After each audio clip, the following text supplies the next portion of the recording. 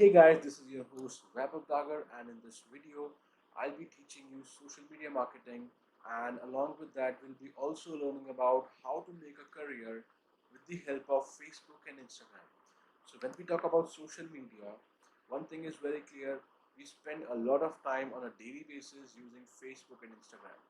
Some of us might be spending around half an hour, maybe an hour or so, on a daily basis on these platforms. So, this makes for a perfect opportunity for somebody like me who uses social media to promote my client's business, or even in that case, my own business, with the help of these social media platforms. So, guys, without wasting a time, let's dive into it and let's see how social media can be used as a marketing platform. So before moving on, a bit about me. I have been a part of the digital marketing industry since 2013, and since then, I have been working with a lot of clients ranging from various industries, let's say real estate, education, travel, health, and various other industries, guys. And since 2016, I have been in the digital marketing training scenario, and I have been working with uh, some top-notch digital marketing training companies since then. And so far, I have got the opportunity to train more than 3,000 students across colleges, across companies, and across various places in India. Apart from that, how I make money using digital marketing, or how I make money with the help of social media, is that apart from all these trainings and working for clients, I also run my own e-commerce business, which I started last year. So this is my second e-commerce business. I started my first one way back in 2015. So I have been able to scale this business in a span of less than around 10 months, up to over 7.3 lakhs rupees per month. So that is how I make a living. I make money online with the help of social media. I use these social media platforms to promote products and services that I can sell to the customers.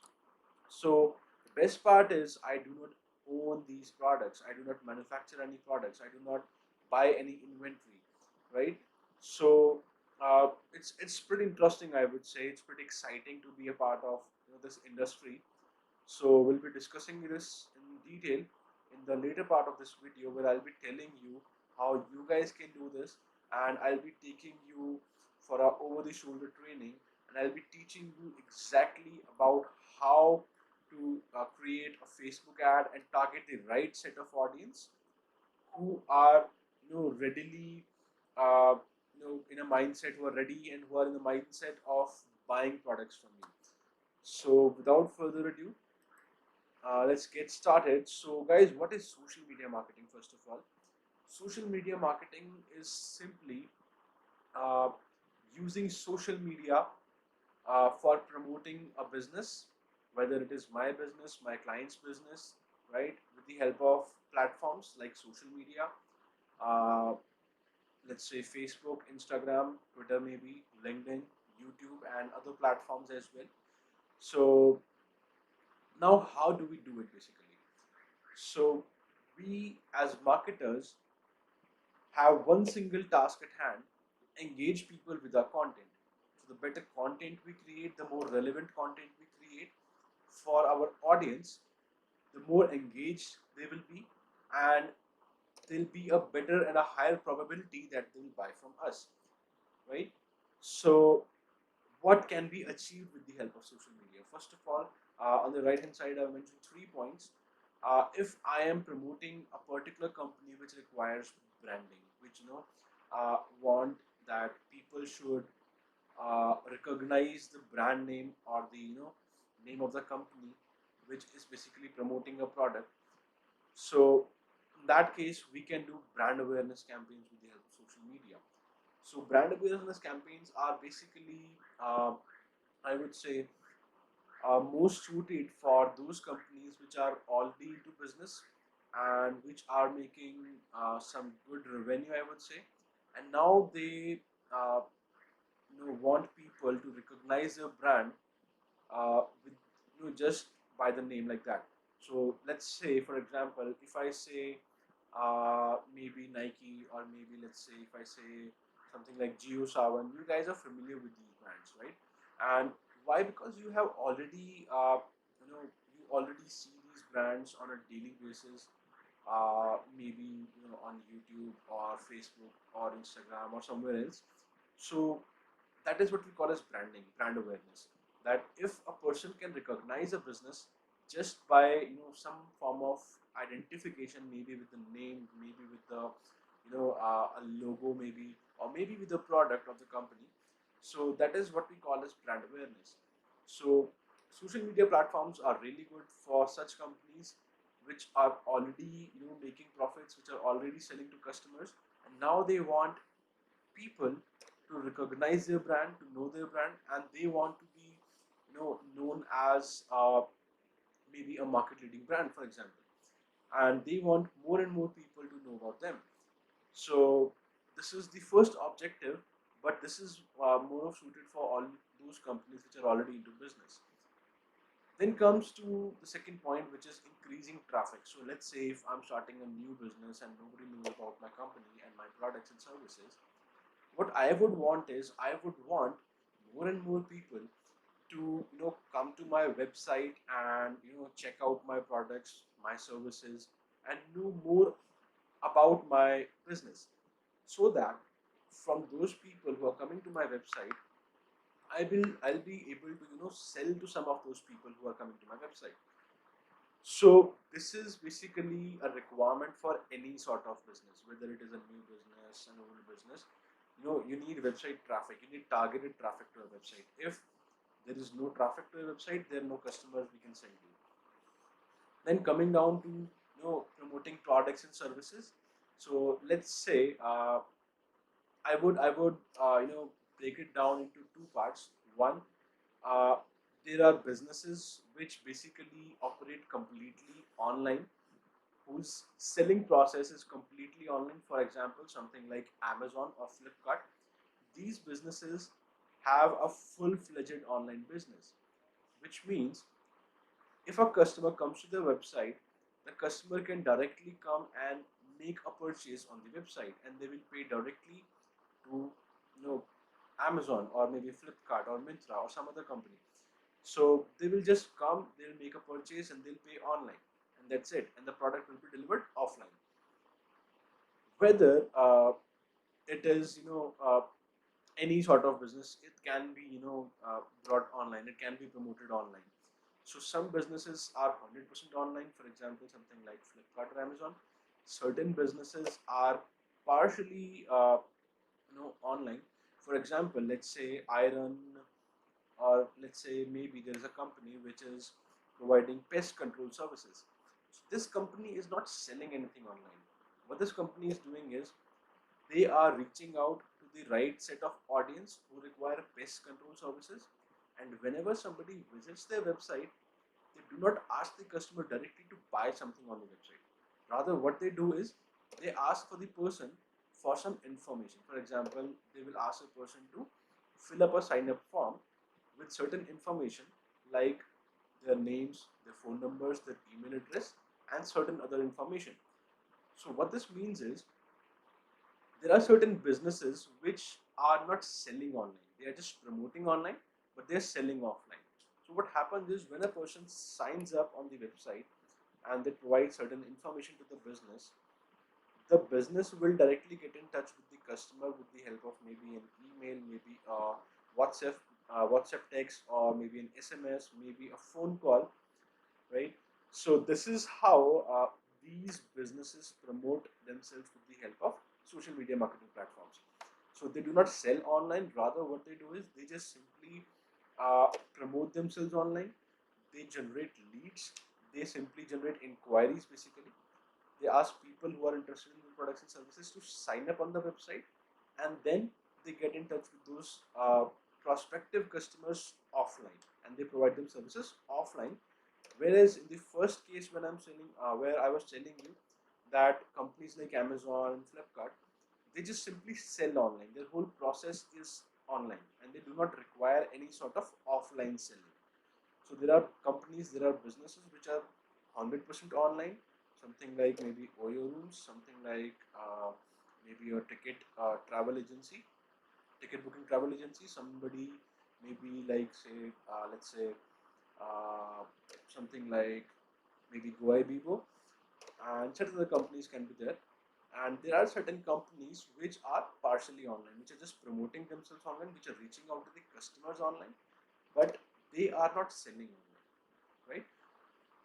So moving on, there will be certain terminologies that you guys should be aware before I know we go into a bit of advanced mode. So the first term is engagement.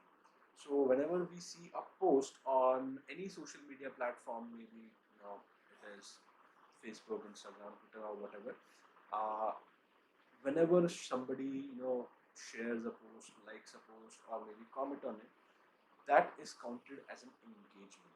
So let's say my post has 500 likes, 100 comments, and 10 shares. So in all, I'll be counting it as 610 engagements, right? Then coming on to the next part, the next thing is reach. Reach is basically, uh, it's in simple terms, I would say a total of how many number of people who saw your post.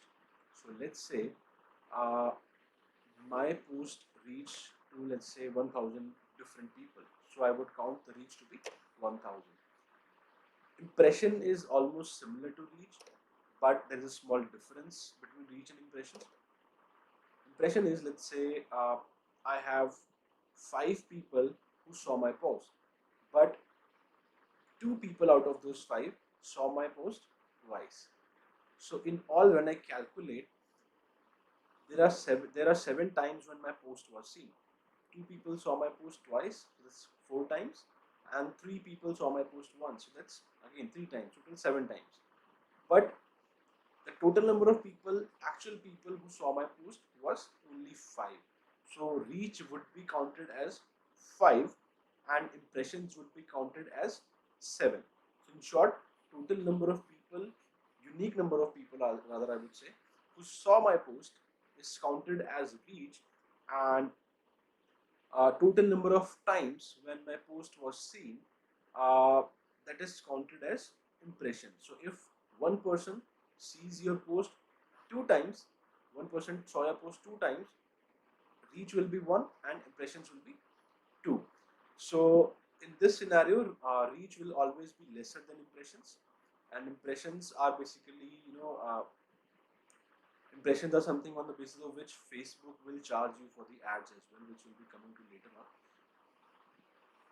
So the next term is CTR. So CTR is simply nothing but the number of people who saw, the number of times your ad was seen by someone, and out of that, how many times your ad was clicked. So let's say uh, if I am advertising on Instagram, let's suppose, and I have 10,000 impressions on my ad, and out of those 10,000 impressions, I have got 500 clicks. So simple formula, 500 clicks divided by 10,000 impressions multiplied by 100. So my CTR would be 5%. So simply, it's simple breakdown of how many number of times your ad was clicked out of the total number of times your ad was seen, right? So simply if 100 times your ad was seen and 5 times it got clicked, it's simple, my CTR will be 5%.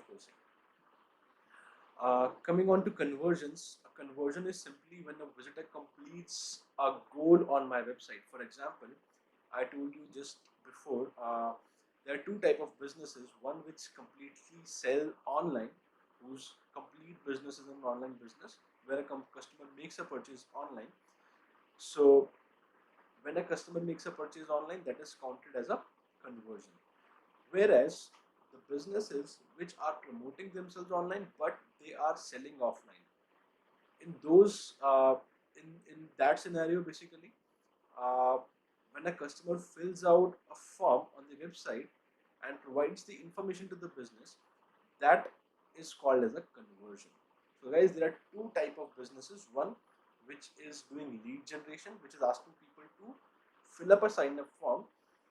So in that case, whenever a person sign up and uh, a lead is generated, that is counted as a conversion. For other type of businesses which are selling online and a customer makes a purchase online on the website, in that scenario a purchase is counted as a conversion. So conversion is always defined by us. It is nothing it has nothing to do with uh, one type of a thing. So basically it depends if my website is selling online or I'm just doing lead generation, and accordingly the definition of conversion will vary. Sometimes a conversion might be a lead, sometimes a conversion might be a purchase, or sometimes it can happen that I am trying to generate phone calls, that a person who is willing to take my services directly gets onto my website and makes a call to my business.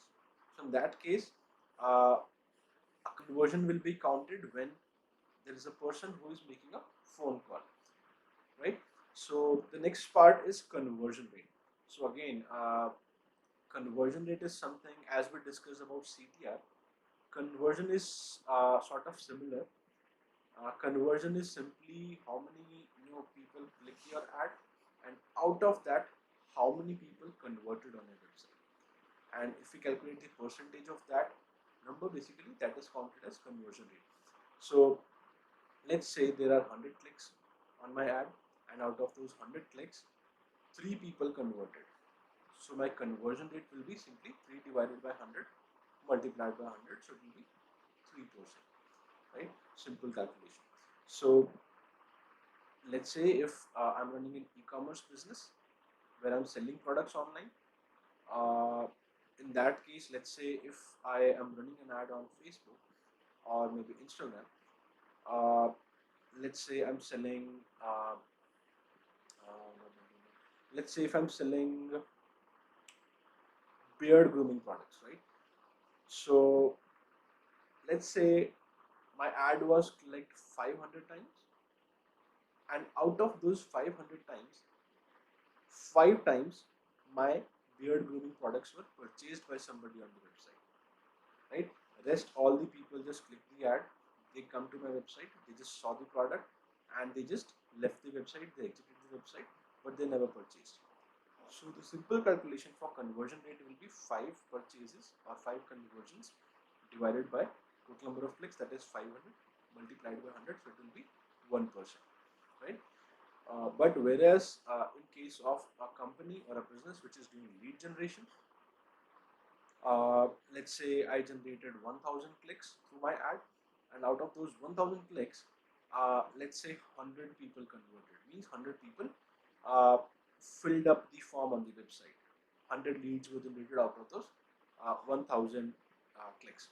So it will be simple, 100 conversions divided by 1000 clicks multiplied by 100. So my conversion rate will come out automatically to be 10%. So this is it for conversion rate.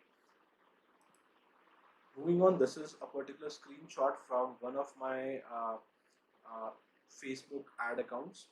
So if you can just see here, this column tells me about the results. So this screenshot that I'm showing you, these will be examining the first 3 campaigns basically, and all these campaigns are basically lead generation campaigns, right? Where I'm promoting something and I'm asking the user to give me their information, right? So uh, this particular campaign has got over a million impressions, so that's 10,28,499 impressions, guys. So that's over a million impressions, and just look at this number. My reach is 5,09,000, and the impressions are almost double this number. So what this signifies is that almost every person has seen the ad at least twice. Maybe there is a probability that certain people have seen it once, maybe there is a probability certain people have seen it maybe twice, maybe 4 times, maybe 5 times, or even higher. And this is the number that shows that majority of the people have seen my this particular ad multiple times, not just a single time. And if you just see this, I've spent 1,13,000 rupees on this particular campaign, and it has generated 11,000 clicks, out of which I've got 2,500 leads. So if we just calculate the conversion rate, it will come out to be somewhere around 2572 divided by 11,155 multiplied by 100. So it will be somewhere around 20%, I guess, 20-25%. And uh, on this one, cost per result, will be coming to this later on. So the next part is CPC, cost per click. So uh, you know the total amount spent on this one is 1,13,000, and the total clicks is 11,155. If I just calculate, divide the total amount by the total number of clicks, I will be easily able to calculate the cost per click. That so it will basically give me an idea of how much I'm spending on each click. And again, then comes CPM, cost per mile. So cost per mile stands for cost per 1,000 impressions. So Facebook basically charges me on the basis of cost per 1,000 impressions.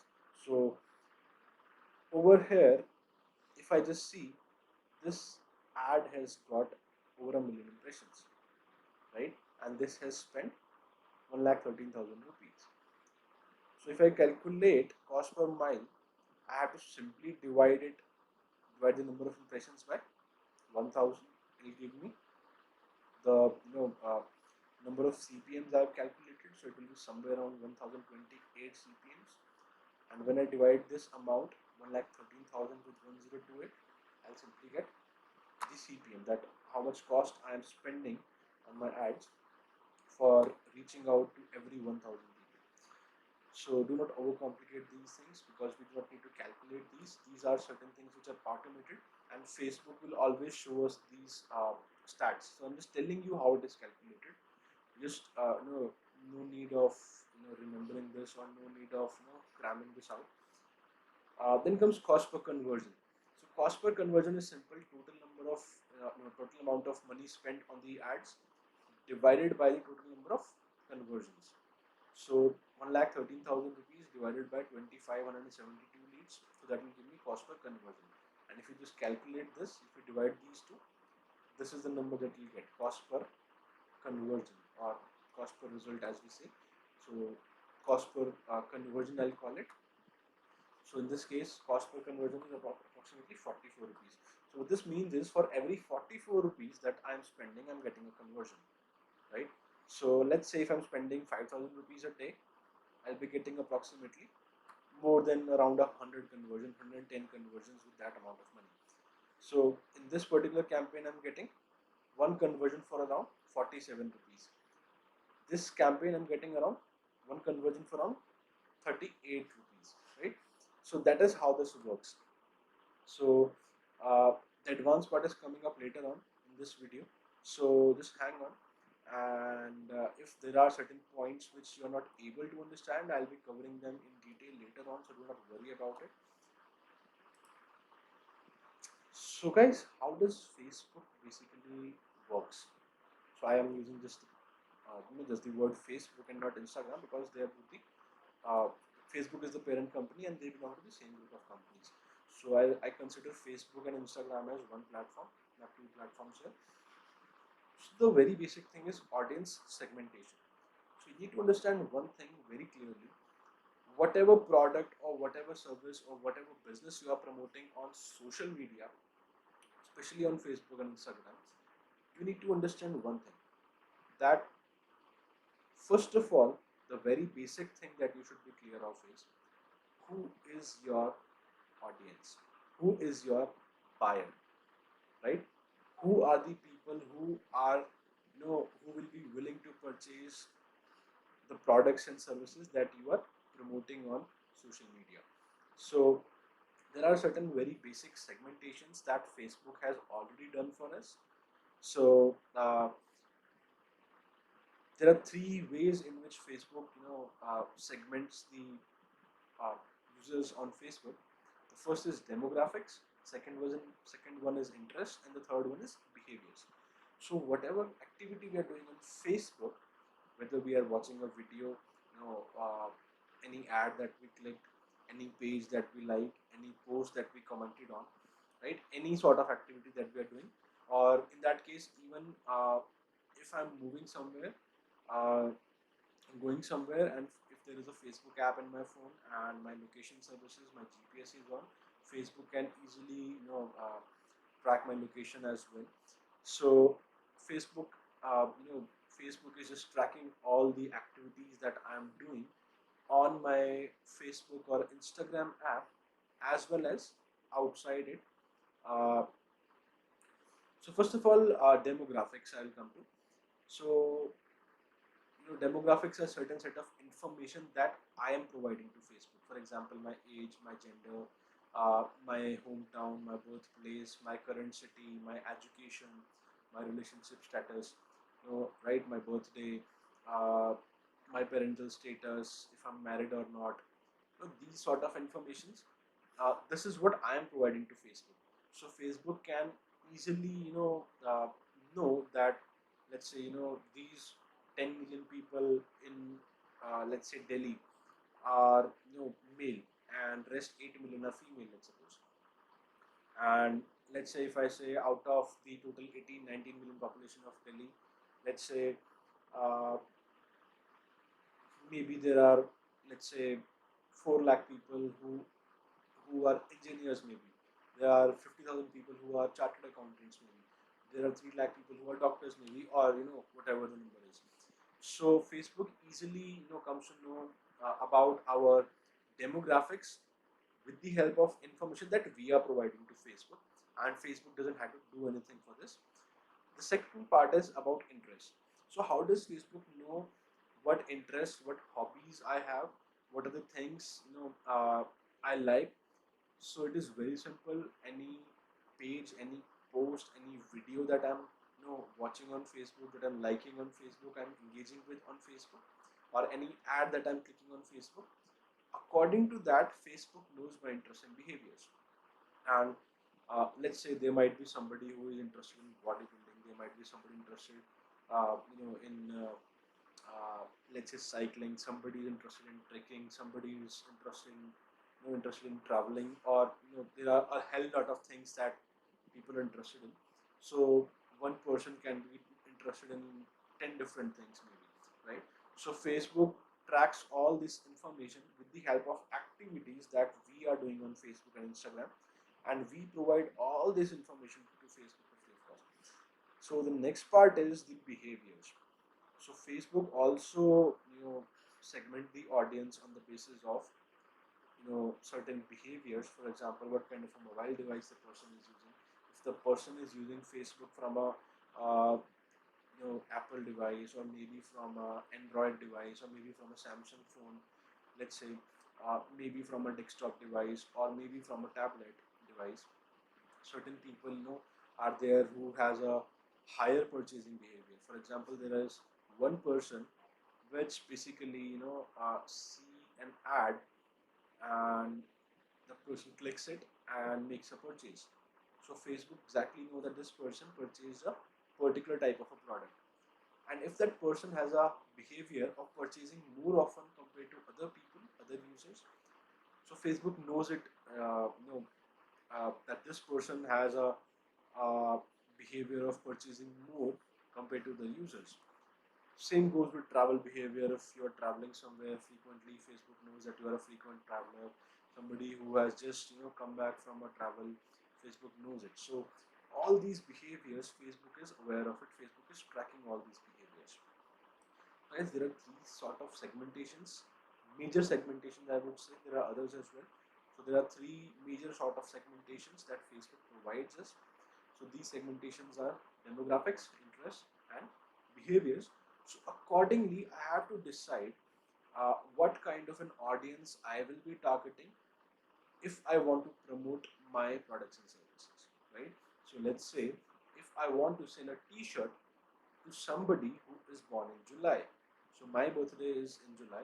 So let's say I have created a t-shirt which say uh, July people, July born people are awesome, and I want to sell this T-shirt on social media.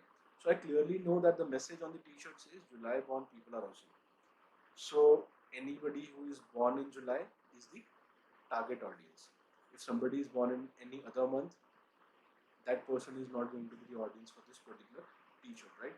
So I'll be simply target people who are born in July, and then maybe I can ask Facebook that I want to show my product, to show this T-shirt to only those people who are born in July and who has a purchasing behavior, higher purchasing behavior.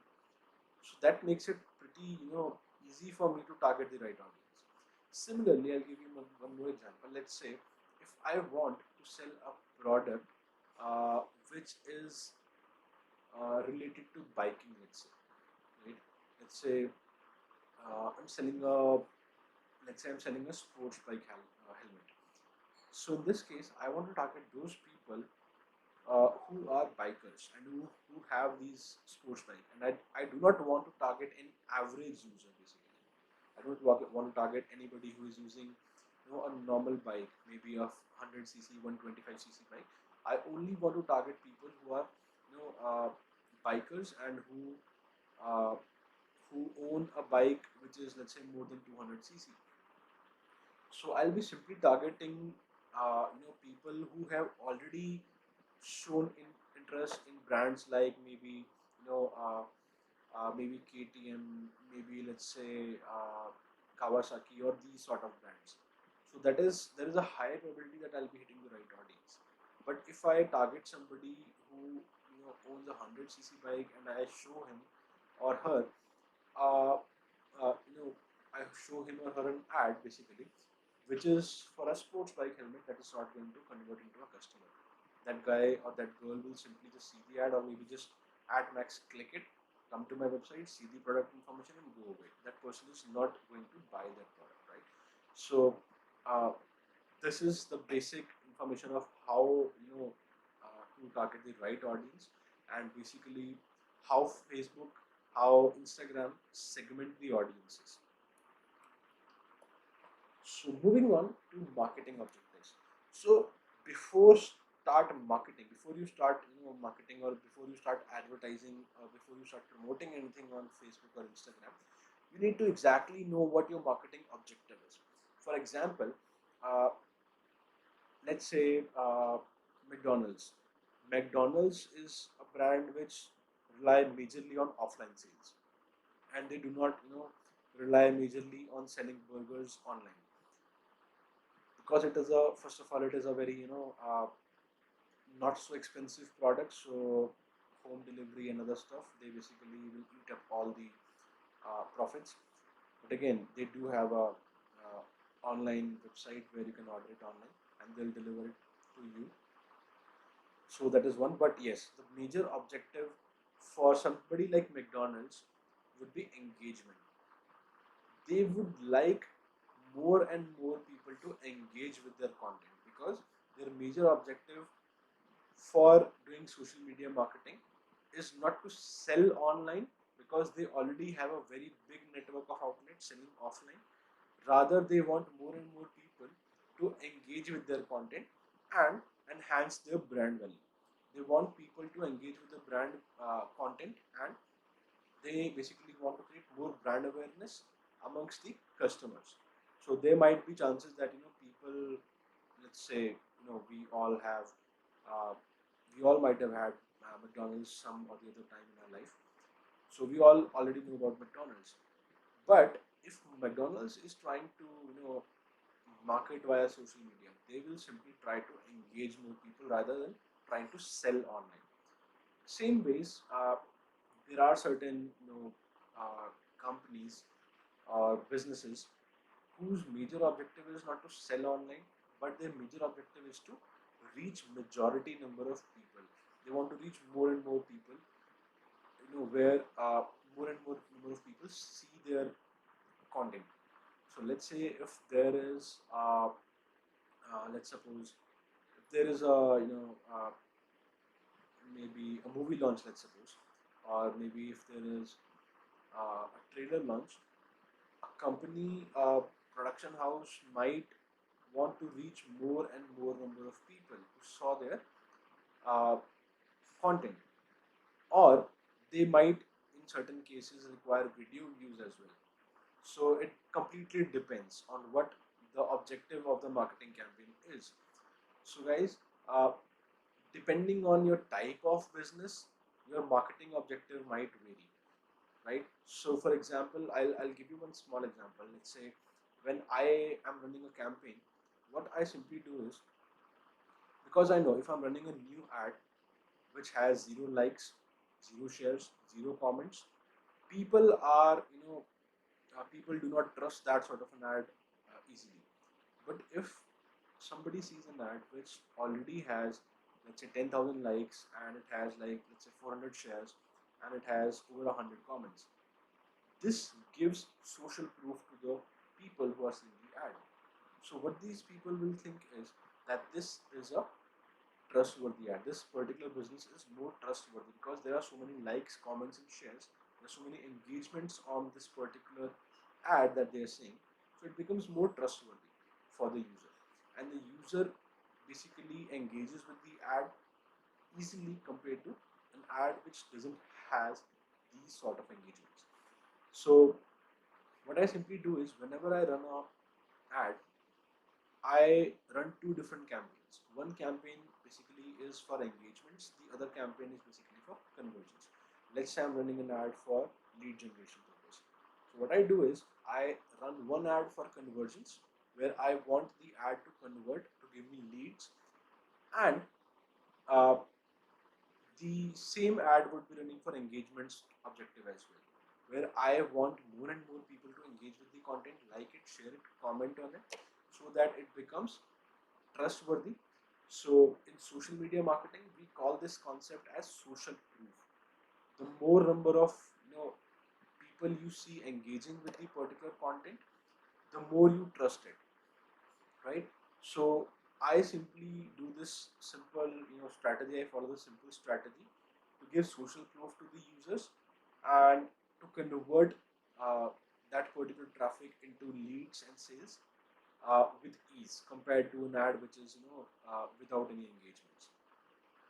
So basically, when I'm telling you these six type of marketing objectives, you need to understand one thing. Let's say if I'm running an ad for engagements and one ad and the same ad, let's say I'm running one ad for engagements and the same ad is running for conversions as well. So how the results are going to differ? So you need to understand one thing.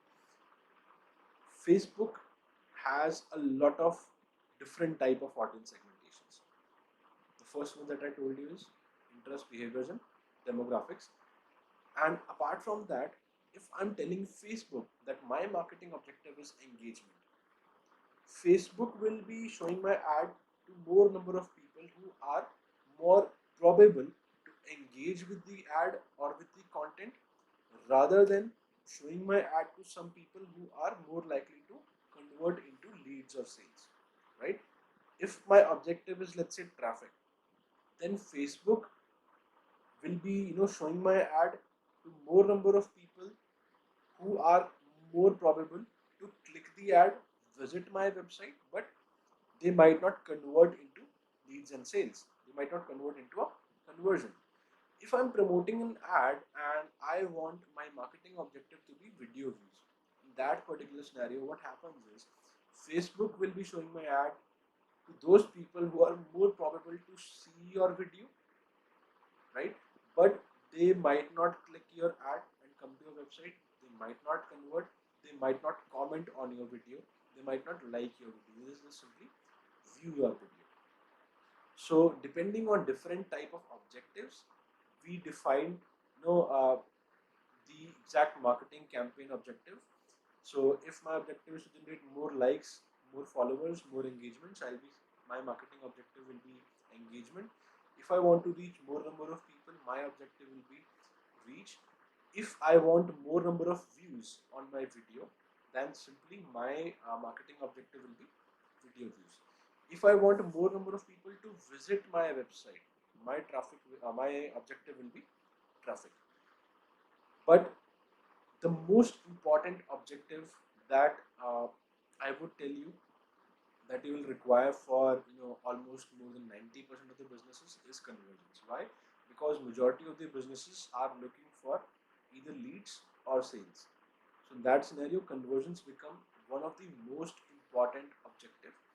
And if I want to generate leads and I'm not using the conversion type marketing objective, that ad or that particular content is not going to convert, first of all, right? So choosing the right marketing objective, defining the right marketing objective is very, very important.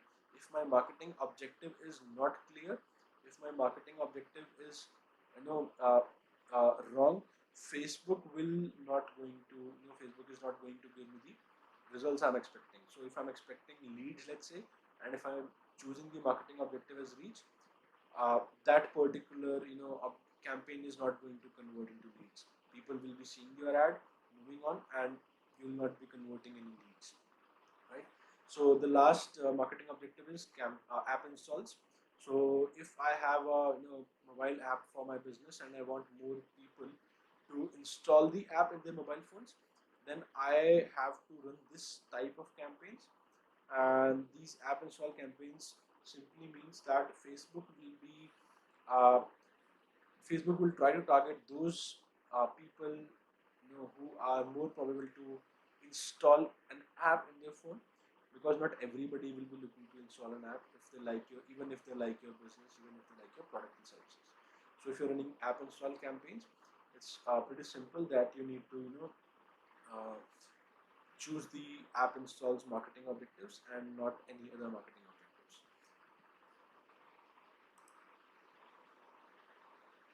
So, content and engagements. So, you need to understand how the Facebook algorithm works. So, there are two type of marketing. One is organic marketing. One is inorganic marketing. So, organic marketing is uh, basically when I'm not running ads on social media, on Facebook and Instagram, but I'm just simply putting out content, right, in the form of maybe posts and stories, and I'm putting out content which people will automatically like, which is relevant for the audience, and people will automatically come and engage with the content on my page or on my Instagram account.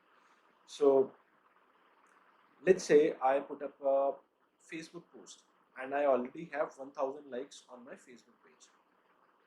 So not everybody will be getting the post that I have put up on my Facebook page on their Facebook feed.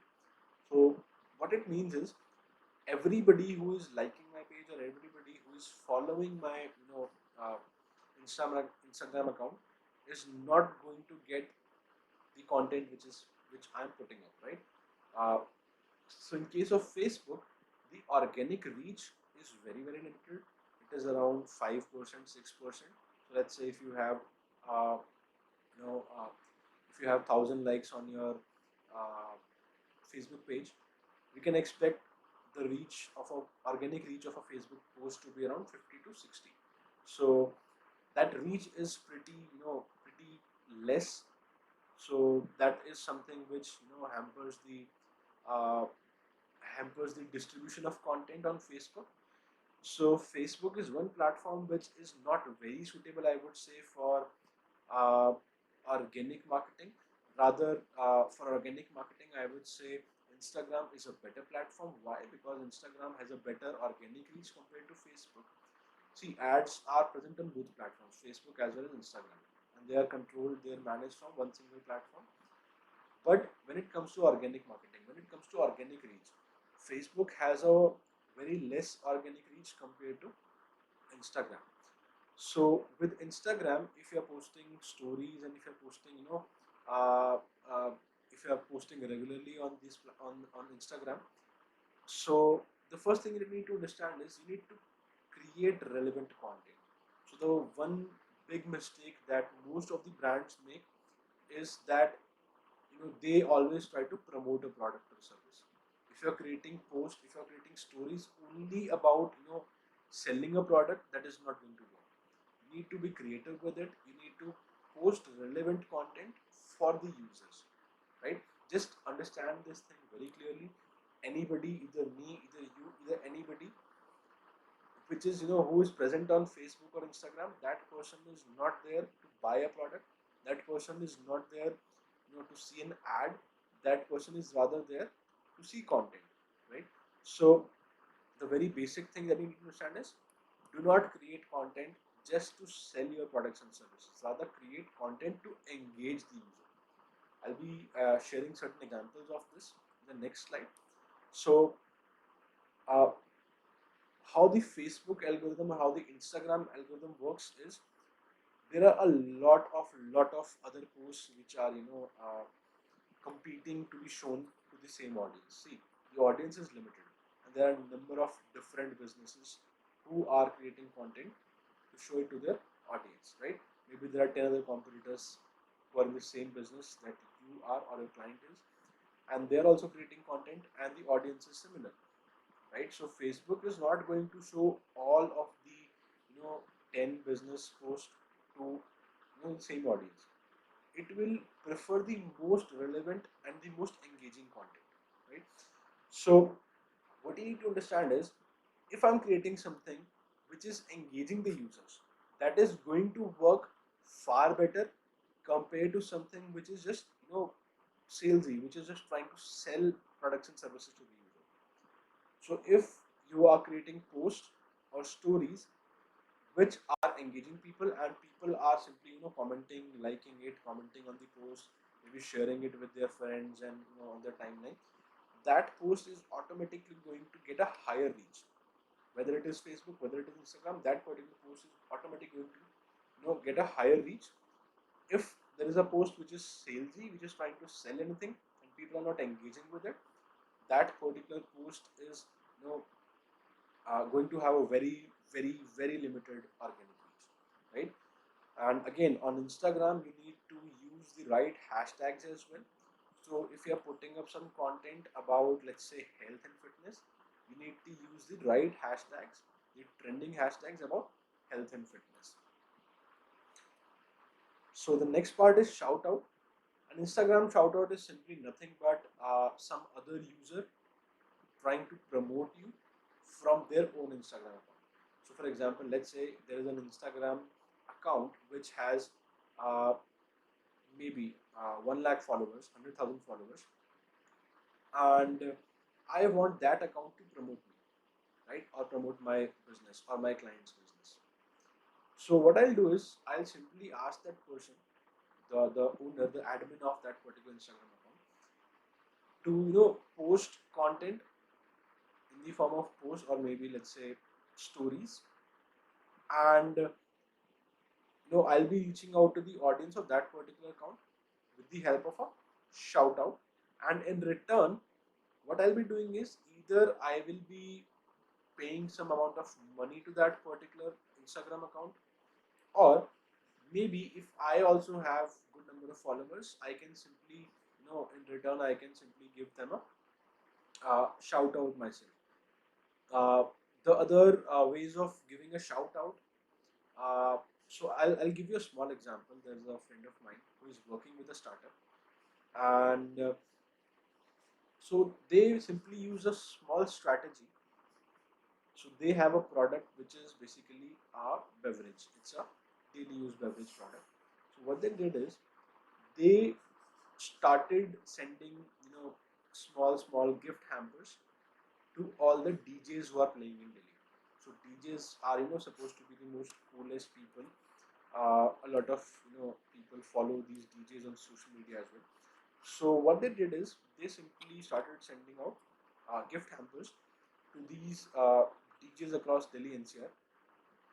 And the objective behind sending these gift hampers is that you know a majority of these DJs, they're not celebrities, but they do have a good amount of followers, good number of followers on Instagram. So when they receive these shout outs, these gift hampers, sorry, so they simply just some of them simply created a unboxing video and put it up as a shout out in their stories. Some of them just simply recorded a small video, let's say 10-15 seconds, and mention the brand in their story, and simply said thanks. And this is the type of content that is reaching out to the audience who are following these DJs. And that particular brand instantly got 1000 followers within a single day with just 5 gift hampers.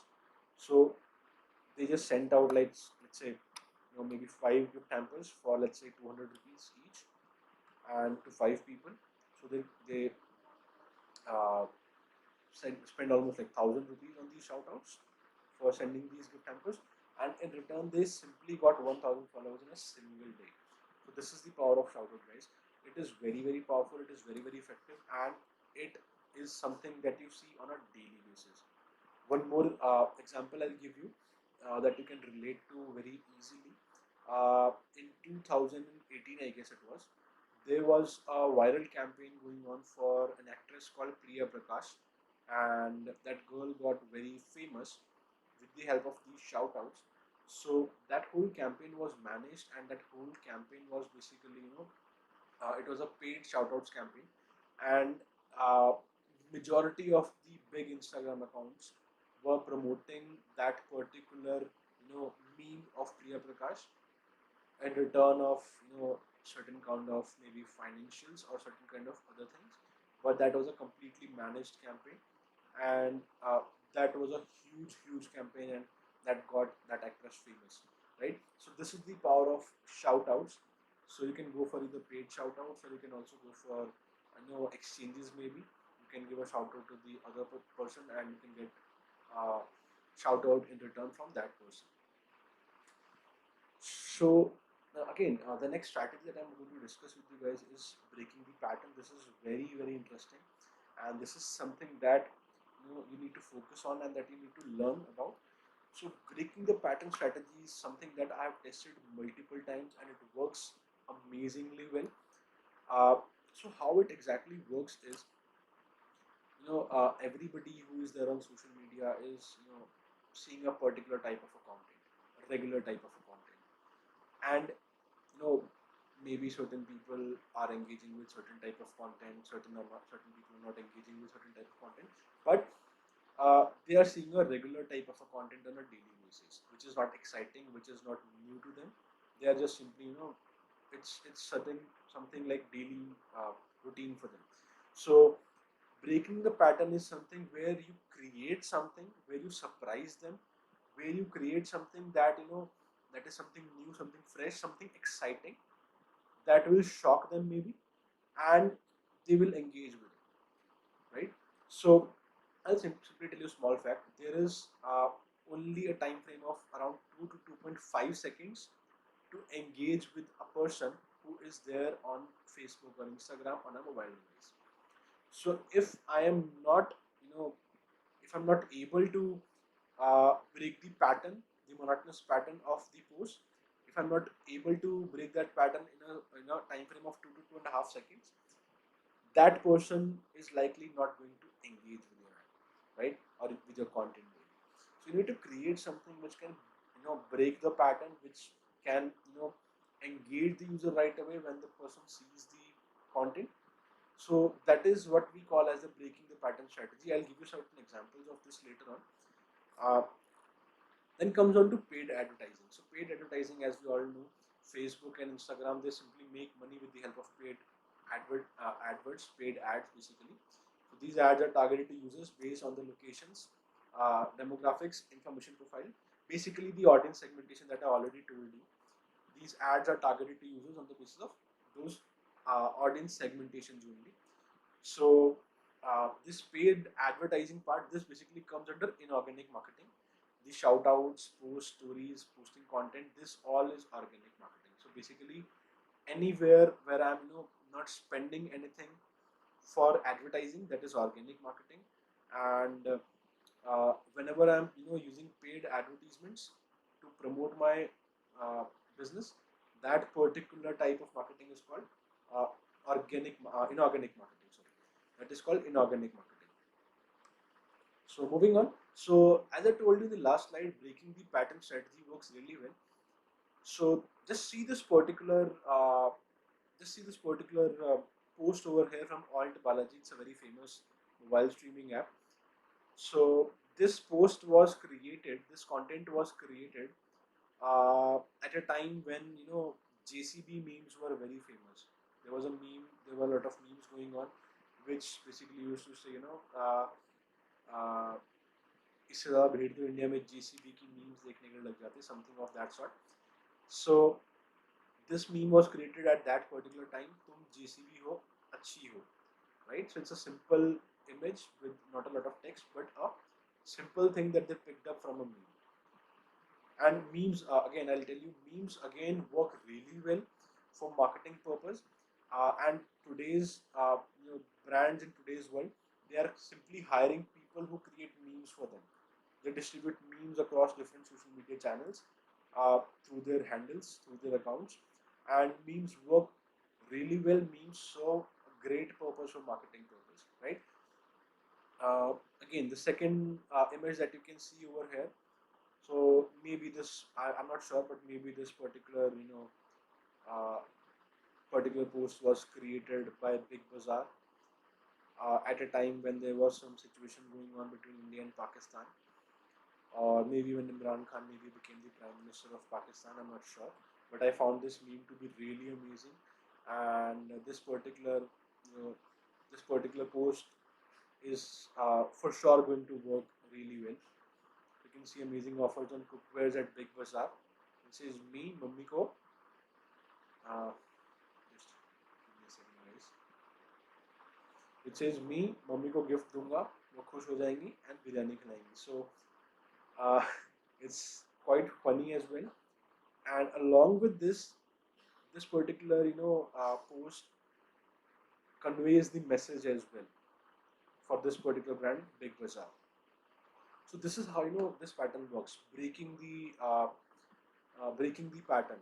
So if there is something going on which is like a regular daily content, and if you just if you are able to create something which is going to grab the attention of the user, which is going to break the pattern of the content, people are going to engage with it. So these are two examples of this type of strategy where we try to break the pattern. Certain times it goes really well, certain times it doesn't go that well. So it depends. But we try to break the pattern, and we try to create something which basically will grab the attention of the user as soon as the person will see. So again, if you just see this example, so I'm using this example because right now we are in a situation of COVID-19, and this particular company called Corona, it's a alcoholic beverage company. Basically, it manufactures beers, and you might have already, all of you might have already heard about this company. So just see how creative they have got with this particular meme thing. They are using memes for promoting their brand. Why? Because this is fun. People will engage with it, and along with this, they are promoting their brand. They are promoting their business with this. So they have a team of people who basically are only there to create memes. They have a team for people who are good at graphics and all, and they just simply create these sort of memes, and they circulate it, they distribute it via social media platforms, uh, through different social media account of their company. So if you see this kind of a one coming soon to a community near you, available now with extra virus. So this is kind of funny and engaging, and this is surely going to break the pattern, and people are definitely going to engage with this. And again, the point of this particular meme is not to sell anything, because Corona is some product which is sold mostly offline and not online. But this is more of a engagement campaign, or maybe more of a brand awareness campaign that people will love to follow. So again, Corona Beer changes their name to avoid association with the coronavirus outbreak. So just see this. This is very clever that they have used this.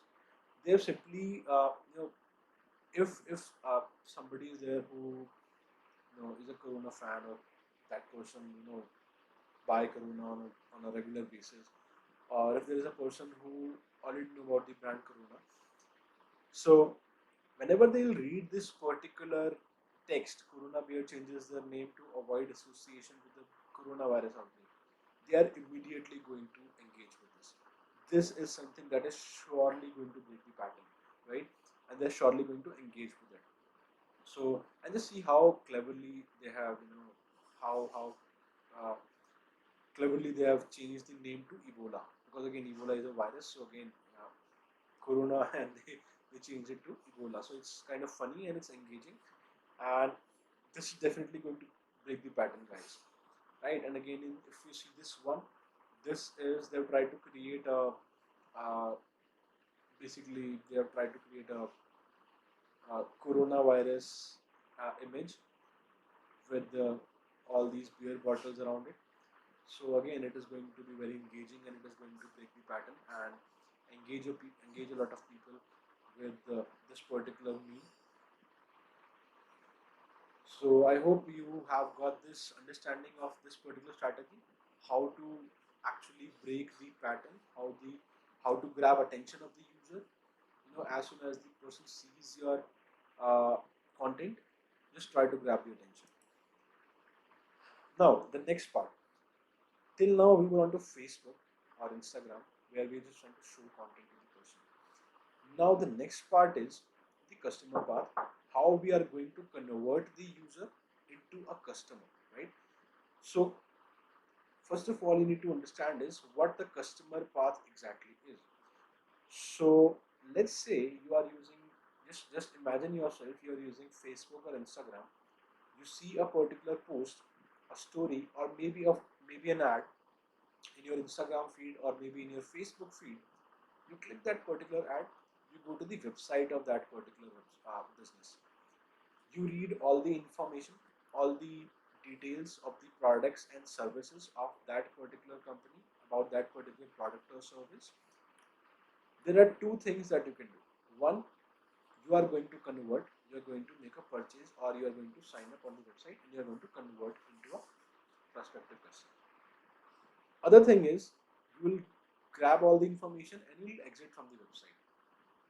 So what do we do with those people who exited the website, who came to the website but then later on they exited the website without making a purchase or without filling up the sign up form? So in that case, uh, there's a very important strategy that we call it as remarketing. So remarketing is simply nothing but uh, showing the ad or showing the content again and again to those people who are visiting my website, but they are not actually converting on the website, right? So anybody who is visiting my website, it is very evident that that person is uh, interested in my products and services, and that is the reason the user visited my website. But maybe at that particular moment of time, that person was uh, not fully ready to make a purchase. That person was, that person wanted to research more. That person wanted to know more about the products and services, and that person will take time basically to convert. Right? That person is not in the right mindset to make a purchase, to make a conversion at that time. So that person exited from the website. So in this scenario, what we do is we again target all the people who visited our website, but they do not convert it. Right? Just remember this. We target those people who visited my website but do not converted and exited, right? We simply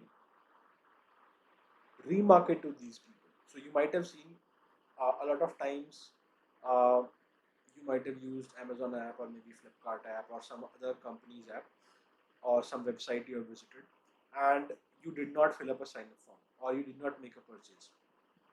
And again, when you come back to Facebook or Instagram, you see the ad for the same company or for the same product and service that you are looking for on that website. That particular thing is called remarketing. So sorry, we can also clearly do it. We can simply show our ads again and again to those people who have visited my website and they have not converted. So this is basically the customer path that you need to understand very clearly, that there will be two type of users, one who convert, one who do not convert. and we need to remarket only to those people who do not convert, so that we'll be able to convert certain users out of those. Not everybody will convert, but some people will convert, right? So this is very important, guys, remarketing. And this is something that you see on a daily basis. So if you want to see a more clear example of this, I'll simply tell you one thing. Simply go to, let's say, go to makemytrip.com or goibibo.com and simply search for a flight or a hotel booking or something. And later on, uh, just simply, exit from the website, and within a span of few hours, you'll be start seeing the ads from these brands, from these companies on your social media accounts. One thing which you can also do is simply visit godaddy.com, GODADDY, godaddy.com. Just go there, visit two, three pages on the website, and exit from there. And later on, within few hours, you will be seeing ads from GoDaddy on your Facebook and Instagram accounts. So that is what remarketing is, right? This is very important, and we'll be going to discuss this further in a bit of detail. So remarketing is something that every company, every brand has to focus on. If somebody is not doing remarketing the right way, that company or that business is losing out on customers and sales.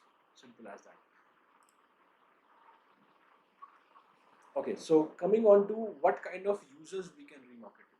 So the first thing that I told you already, people who visited my website but did not convert, we can remarket to these people very easily. Second thing, video ad viewers. So let's say if I'm running a video ad and there are certain people who viewed my ad for almost, let's say, 50% of the ad. Let's say, example, let's say if my ad is 40 seconds in length and somebody is there who has watched my video ad for 20 seconds. That means that person was engaged with my video ad. But due to some reason, that person did not visit my website, or maybe that person did not convert it, right? So what I want to do is I want to create a list of those people who have viewed a certain length of my video, maybe 25% of the video, maybe 50% of the video, maybe 75% of the video, or maybe the whole video, right? So the more length of the video a person has watched, higher are the chances of that person getting converted. So I will create a list of, those particular uh, people who viewed my ad but did not convert into a particular sale, into a purchase or into a sign up. So we can again, remarket to those people who just viewed the ad up to a particular link but did not take any action on it. Then the third part is we can, create a contact list of people who are already my past customers maybe, or who are my sign-ups on the website. So basically how this works is, if I have a list of people where I have access to the email and the mobile number, phone number of these people, I can simply put this information with Facebook, and Facebook can simply target these people for me with ads on the platform. So let's say if I have a list of 50,000 people with their emails and phone numbers, I'll simply upload this information in Facebook, and Facebook will try to find out these people who are using these phone numbers and email addresses on Facebook, and simply give me access to, show my ads to those people. So this is again a form of remarketing that can be done very easily, and it's very effective. Uh, Last part is engagement. People who have already engaged with my business. For example, somebody who has already liked my Facebook page, somebody who has already like followed my Instagram account, people who have already maybe liked any of my past stories or posts, something like that. So these engaged users, people who have already engaged with my content on Facebook and Instagram, they can again easily be targeted with the help of remarketing. Now the next thing comes to Facebook Pixel. So Facebook Pixel is basically nothing but a piece of code that we will be getting from Facebook, and we just simply need to put it up in the website. So why we need Facebook Pixel? So just understand, I'll just move back to the path. So till the time a person was there on Facebook or Instagram, they can simply track that information, that what the person is doing on the platform. As soon as the person clicked on the ad, that person is on the website. Now Facebook do not have access to my website data, what the activity or what the actions a person is taking on my website. That is something Facebook cannot know without putting up this pixel code on my website. So what I want is, I want to know how many people converted with my Facebook campaigns. So Facebook will give this information to me only when I'm putting up this pixel code on my website, so that Facebook can track how many people actually converted on my website, or what action people are taking on my website after exiting from Facebook and visiting my website. So this is how a pixel code looks like. It's a small piece of code. It's a ready-made code. We do not have to code anything. So even if you are a non-technical person, there is nothing wrong about it. And you just need to simply copy this code from Facebook, and you need to just simply paste this code on every page of your website that you need to track. So let's say if there is a page that I want to track, uh, on my website, I just simply need to copy this particular code and paste it on that particular page. And if there are multiple pages in my website that I want to track, I have to simply paste this particular code on multiple pages, or all the pages that I want to track with Facebook Pixel. So guys, there are three basic uh, reasons why basically somebody will use Facebook Pixel on the website. First thing, this particular Facebook Pixel will help us in tracking. So this Facebook Pixel will help us in tracking all those users who have already converted into maybe leads or sales. Second, remarket. It will help us remarket to those people who have already not converted on the website, who have exited on the website, that we just discussed over here. So how does Facebook know a person converted or not, or exited basically? So with the help of this Facebook Pixel, Facebook will be able to know if a person converted or if a person exited from the website. So if a person is converted, we are not going to remarket to that person, right? It's simple. And if a person exited from the website, we can track it with the help of Facebook Pixel, and we can simply remarket this. So Facebook gives us this remarketing feature with the help of this Facebook Pixel.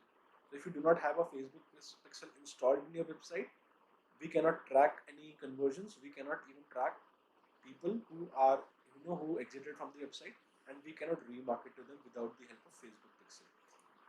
And last, and the most important feature, or the most important, I would say, uh, function of Facebook Pixel is to optimize. So let's say whenever I'm running a Facebook campaign, advertising campaign, Facebook is directly going to show my ad to the audience that I've already targeted. Now, let's suppose if there are 1,000 people who saw my ad, out of that 10 people converted, right?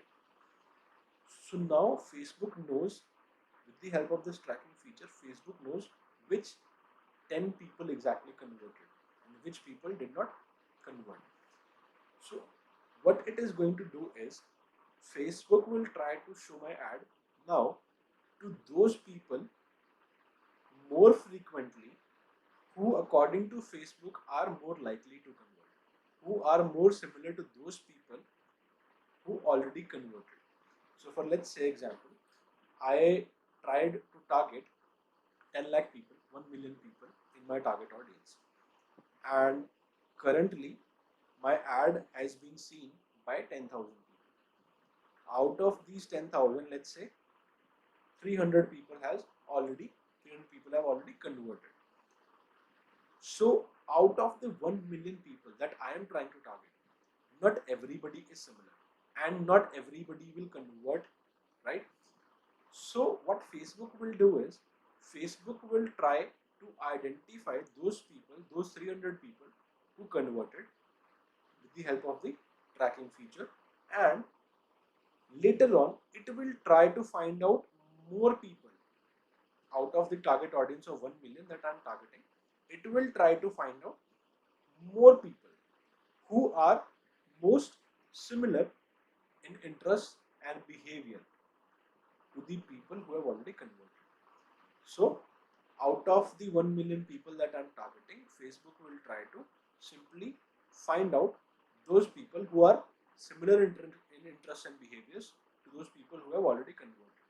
So, what it will do is it will show my ads automatically to more number of those people who are likely to convert faster, right?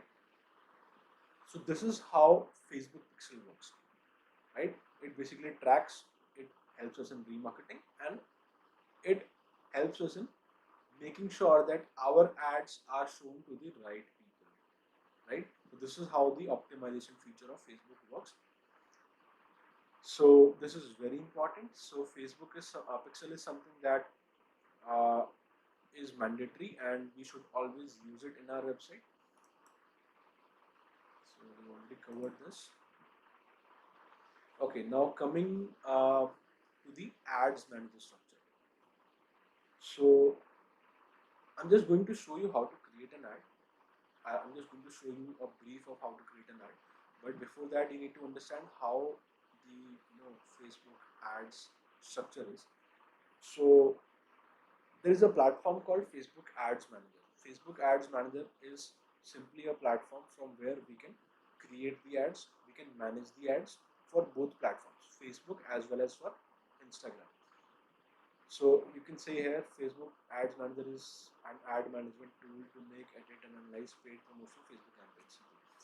So guys, Facebook ads, it's a three-level structure. The first level is campaign level, the second level is ad set level, and the third level is ad level. So in a single Facebook ads manager, I can create multiple campaigns. I can create I can create 3, 4, 5, 6, 10, 15, 50, 100, 200 campaigns. I can create as many number of campaigns as I want. So, for different products, different services, I can create different campaigns. So at the campaign level, Facebook will ask me to define the objective, which we already discussed. So if my objective is lead generation, I will simply select the objective as conversions, right? So Facebook is again, Facebook will try to optimize my campaign accordingly. Second thing is ad set level. Ad set level is simply again in a single campaign you can create multiple ad sets. So if there is one campaign and I want to create multiple ad sets, I can create, let's say, 5 different ad sets or 10 different ad sets in a single campaign. And ad set level is something where Facebook will try to you know uh, uh, Facebook will ask you for the exact audience that you want to target according to the interests, behaviors, and uh, demographics that we already discussed. Facebook will ask me for my budget, how much money I want to spend on ads per day, scheduling, at what time you want to start your ad, at what time you want to stop your ad, right? Bidding, how much money I'm willing to spend on the ads, and so on. And placement. Placement is again something where I'll be deciding where exactly my ad will be shown to people on Facebook or Instagram. Level 3 is ad level. So again, in a single ad set, I can create multiple ads. I can create 4, 5, 6, 10 different ads, right? So depending on the objective I decided on the campaign level and the targeting, audience targeting and budget I have selected over here at the ad set level, my ads will be shown to the people who are a part of my target audience as per my budget, right? So I'll be showing this to you live in just a moment, but you need to remember this, that this is a three-level structure, and when I'll be showing you how to create a campaign, how to create an ad, uh, I'll be simply making you recall this. Okay, so I'll be taking you to my Facebook Ads Manager.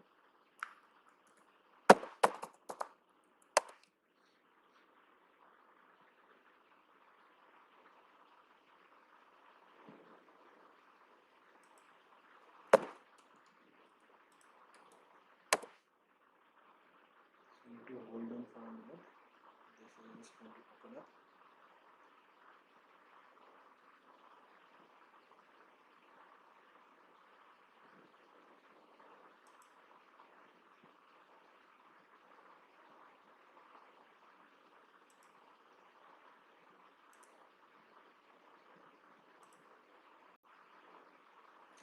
So I'm just moving into my ads manager account.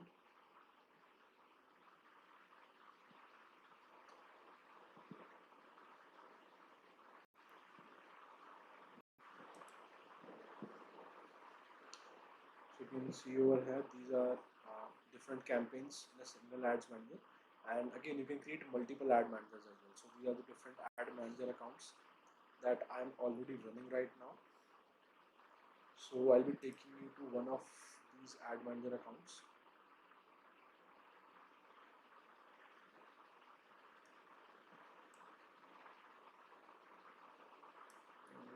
Right, so this is the account that I showed you the screenshot for.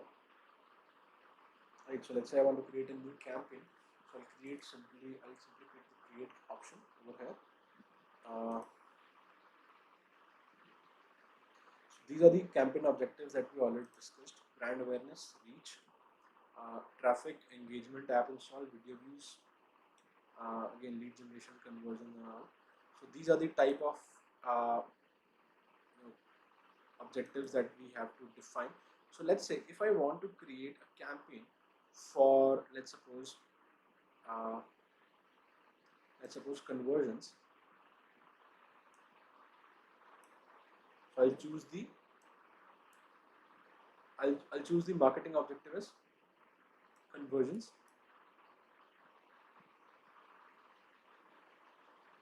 So these are some of the advanced features as well. So I'm not going to touch that as of now because that is beyond the scope of this video.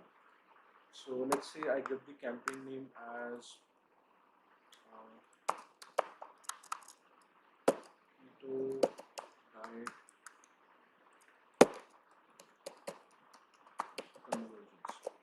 So the campaign name basically serves the purpose of identifying the campaign. If you have created 10 different campaigns, so you can easily identify the campaign that you want to see the results for with the help of the names. Then it says budget, daily budget. So this feature is something which is advanced. So again, this is beyond the scope of this video. So I'll just turn it off. So continue. So guys, that was the campaign level over there, the first level. So it just simply asked me for the marketing objective and the name of the campaign. Now we are at the second level over here. We are basically at the ad set level now. So it is asking me for the ad set name. So let me say keto diet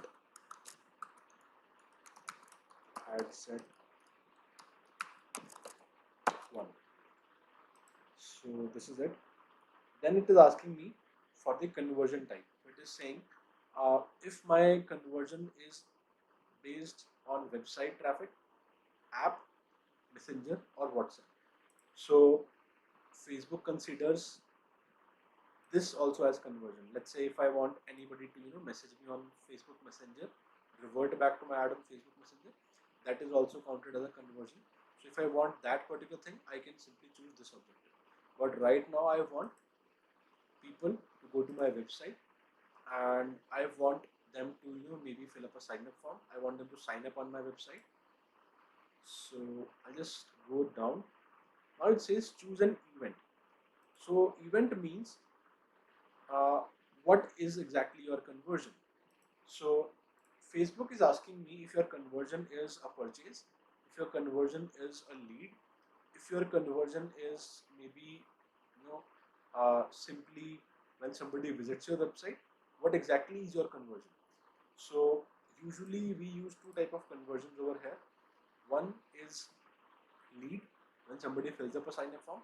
The other one is simply purchase, when somebody makes a purchase on the website. So let's say if I want purchase, I can simply select purchase, or if I want lead, in this case, as I said, I can simply type in lead and I can simply tell Facebook that my conversion will be happening on website, the destination will be website, and the conversion type will be leads. So cost control will just simply leave this as of now. Dynamic creative, blah blah blah, just leave it as of now. We're just right now focusing on the simple features, because the advanced features, if we just dive into those, it is going to take up at least a couple of hours more.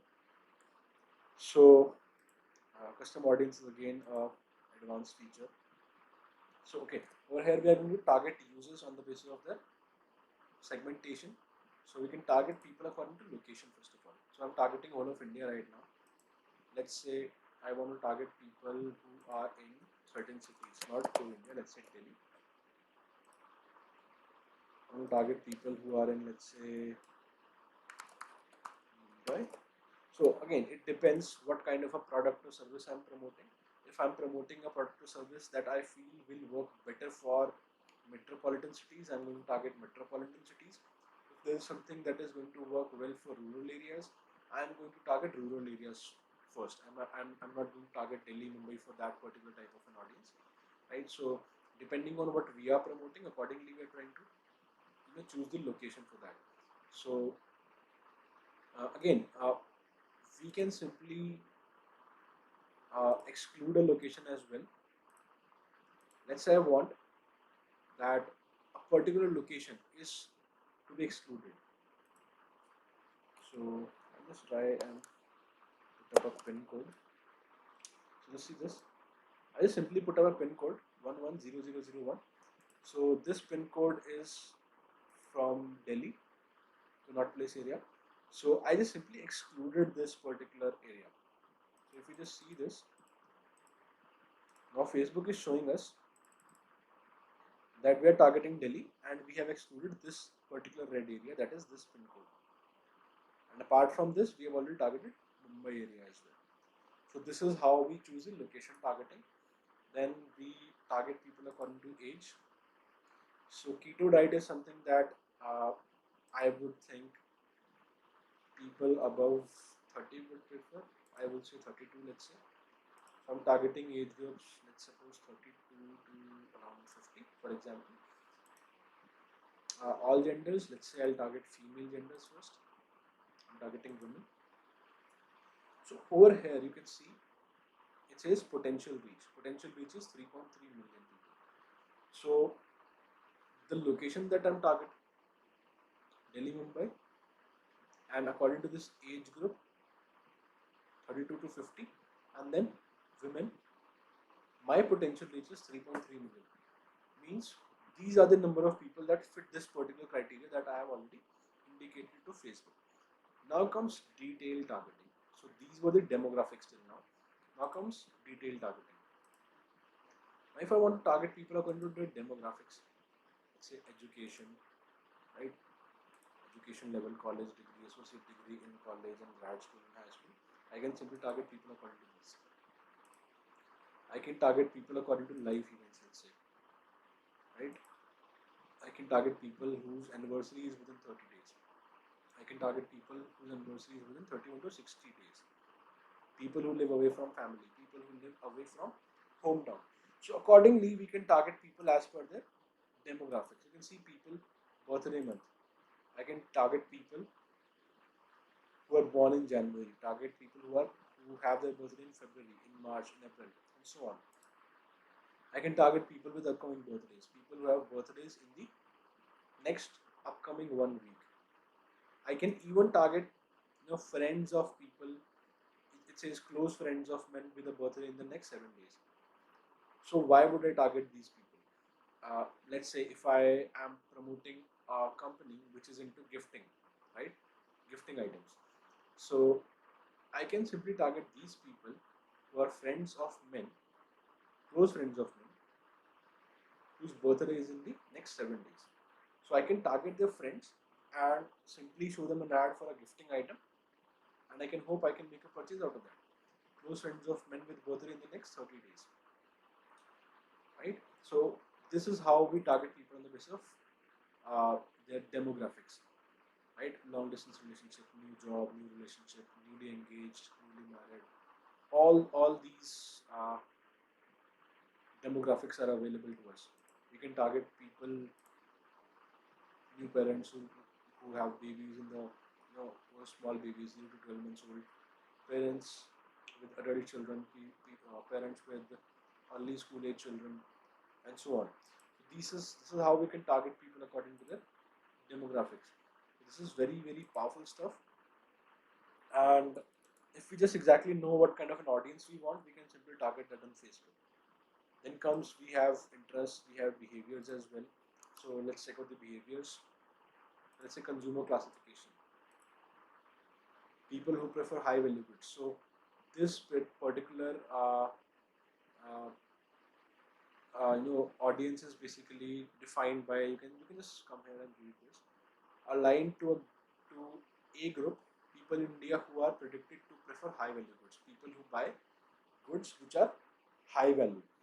Again, people who prefer mid and high value goods. So we can target people who are, basically uh, more capable, or who prefer buying products which are not so cheap, which are not just looking for cheap products. So we can target that as well according to the consumer classification. We can target people according to the mobile devices. All mobile brand devices by brand.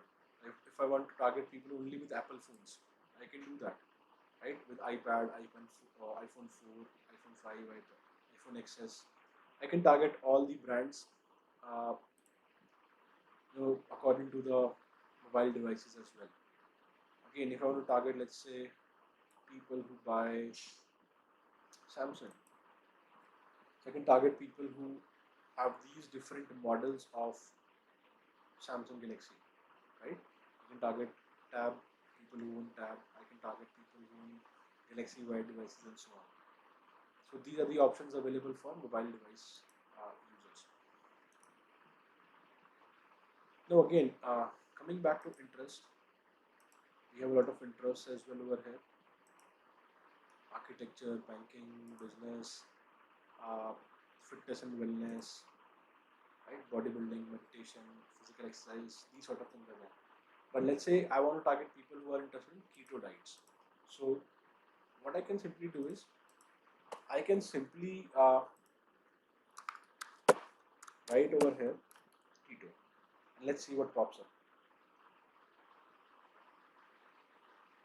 Weight loss, fitness and wellness. This is one interest that I can target. Keto diet app, again, one that I can target.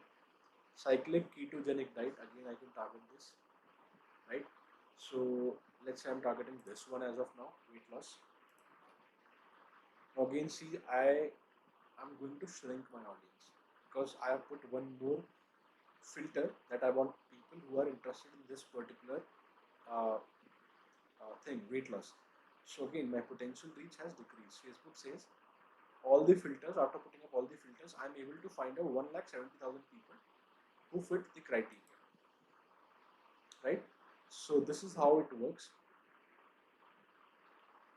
Moving on, uh, again, one feature is automatic placement, that Facebook has various places where Facebook can show an ad to the users. Automatic placement is simply, I'm giving leverage to Facebook that show my ad wherever you like to show it. And comes manual placements. Manual placement, if I want to exclude Messenger or audience network, I want to show my ad only on Facebook and Instagram, let's say. So I can simply choose which place on Instagram or which place on Facebook I want to show my ad. I want to show my ad on Facebook newsfeed, Instagram feed. I want to show my ad on Facebook stories. Let's say I want that I do not want to show my ad on Facebook stories. I'll simply exclude it. I'll remove it. I do not want to show my ad on in-stream videos. I'll remove it. I don't want to show my ad on search. I'll remove it. Right. So this is how. So there are lots of places where Facebook can show an ad. So we can decide simply, but initially we can simply. There are two things. Either I go with automatic placements, or what I do is, initially for best results, I simply put up Messenger and audience network. First of all, I just simply put it off. So whenever I'm just running a fresh campaign, a new campaign, where I do not want to target every placement, rather I would just simply, what I'll do is I'll simply choose Facebook newsfeed, Instagram feed. I'll put off stories. I'll put off Instagram ads. I'll put off everything, and I'll simply just target Facebook newsfeed and Instagram feed initially when I'm just testing it out. Once I know that my ad is working, I'm getting results, maybe then I can target automatic placements, or I can simply go with other placement options as well. So placement is simply just the location where Facebook will show your ad on the app. So right now I'm choosing Facebook newsfeed and Instagram feed. So daily budget, let's say I'll start with 300 rupees a day initially, and once my ads start performing, I start getting conversions. Maybe I can increase the budget. I'll start spending more so that I can get more conversions every day. So this is it. Then I'll do continue.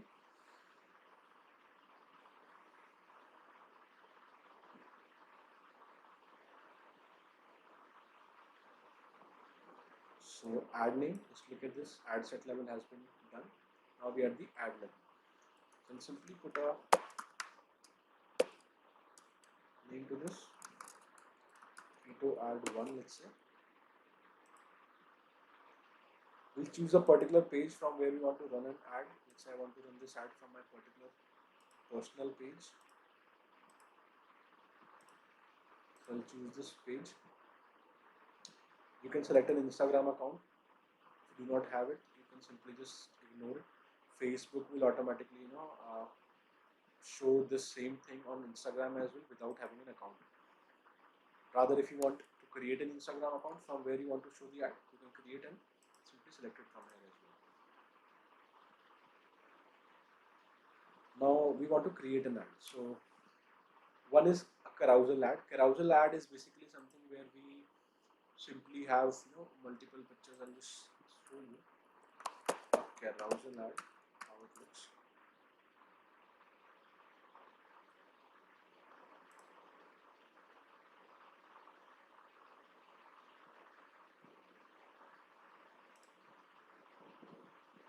So this is how a carousel ad looks.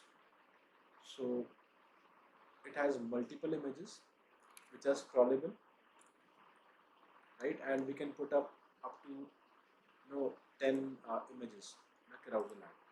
So if I choose a carousel ad,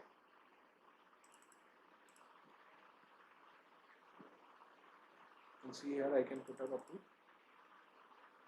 10 creators, which is ad creative. So over here we can put up to 10 creators. So single image or video ad, if I want to create an ad with a single image or maybe a single video, we can select this option. Then we move up to the collections option. Again, collection is something where we can put up multiple images in a single ad. I'll show you how it looks like.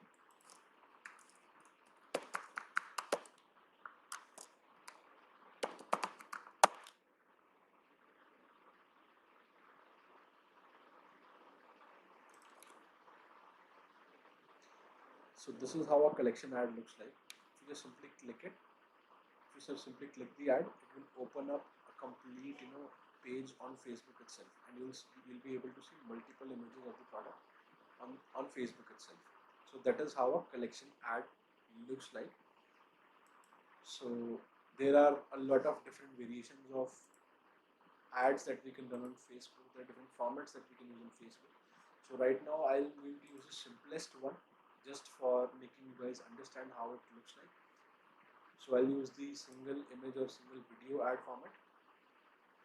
Now it's asking me for media, what kind of a image or what kind of a video I would like to use in the ad.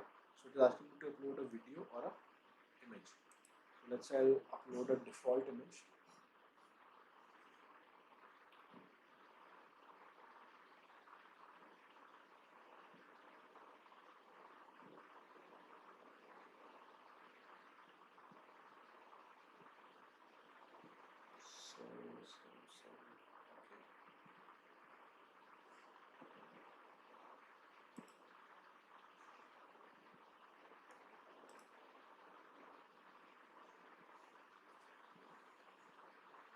let's say I'm using this particular image. Although this image is not going to work, if I'll tell you very frankly, because this image has a lot of text, and Facebook doesn't allow this image uh, due to this reason. Facebook simply asks you to put up an image which is having less amount of text, right? So an image with a very high volume of text on the image is not going to work. Facebook is going to discard it. So, but just for the sake of example, I'm using it right now. Let's say I'm writing a text on the ad. So this is about, let's say, social media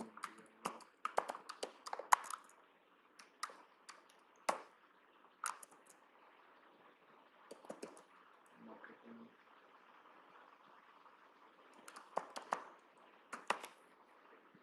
Simple, let's say something like this. Social media marketing seminar. Add a headline to this. Sign up.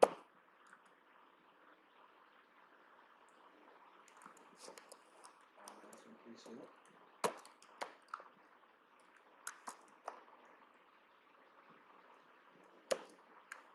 limited spots.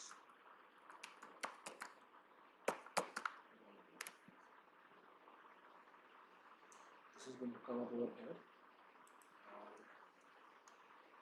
Description is basically optional, and I can just simply leave it as well because I've added a headline. If you want to add a small description as well, you can add it. So let's see.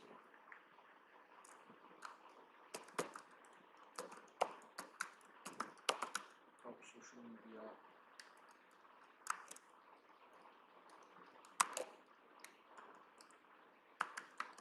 traders.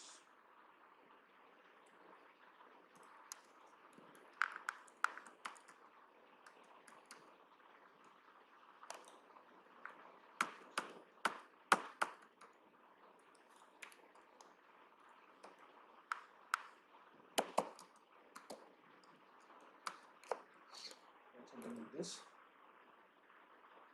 So now it says this is how your ad is going to look on Facebook, and this is how your ad is going to look on Instagram. So just by doing this, then I put up the website link. Let's say xyz.com. In reality, you are going to put up the website link where you want people to go after clicking the ad. Then we'll simply choose a call to action button. Let's say sign up. So here it is. We have a call to action. Here we have a call to action, sign up. That's it, guys. You simply confirm it, and once confirmed, my ads will start running uh, after they are reviewed by the Facebook system. My ads will be live in probably less than half an hour time. So this is how we create Facebook ads. So I hope this is clear to everybody. Uh, Going back to the presentation. Then moving on to career options. So social media has a lot of opportunities to offer to anybody who's a social media marketer. So basically there are three types of career opportunities that you can look out for. One, you can go for a full-time job. There are a lot of job openings in the market for people who can manage social media, who can run social media campaigns, who can create content for social media. People who basically have you know uh, an in-depth understanding of what kind of content will work on social media, what kind of uh, content will engage people on social media, how the content will reach to maximum number of people. So there are a lot of job opportunities regarding this particular thing. Apart from that, if you want to pursue a career in freelancing, you can work as a freelancer. I started my career as a freelancer in 2013, and I started working with a handful of clients initially. So freelancer is basically somebody who is not working with a company as an employee. Rather, they are working with multiple companies where multiple companies of their choice whom they want to work with, and they provide a certain amount of services in exchange with certain amount of uh, financial remuneration. So that can also be done because a lot of companies, a lot of businesses which are not able to hire full-time marketing teams, or which are not able to which do not have, let's say, uh, those kind of financial stability, who can hire a full-time marketing team, or companies or brands or businesses which do not have the exact know-how of how you know social media marketing is going to help them. These kind of businesses basically hire social media marketing freelancers, and a lot of people are actually pursuing this as a full-time career, right? And they are working with multiple clients at the same time. And the last one, which is obviously my favorite, is you can be an entrepreneur and you can work for yourself. So if you know the audience for a particular type of products and services, getting a product or creating a service, or creating a product is not that difficult in today's scenario. Simply uh, I know a lot of people who are actually buying products from the market. They are just simply branding them with their own labels, and they're selling it to the audience. So it is not mandatory for you to manufacture a product. Rather, you can just simply buy a product which is already there in the market. You can simply put up your brand name on that product, and because you know how to sell, you know which audience will buy it, and how you can sell it with the help of social media. You can simply buy that product, label it with your brand name, and sell it to the audience and make profit uh, by selling these products. So this is how social media uh, marketing can help you, with a full-time career. And Facebook and Instagram are the biggest platforms, social media platforms, which are already being used by millions of people across the globe for a full-time, as a full-time career. So I hope this will give you, some great insights on how you can make a career out of Facebook and Instagram.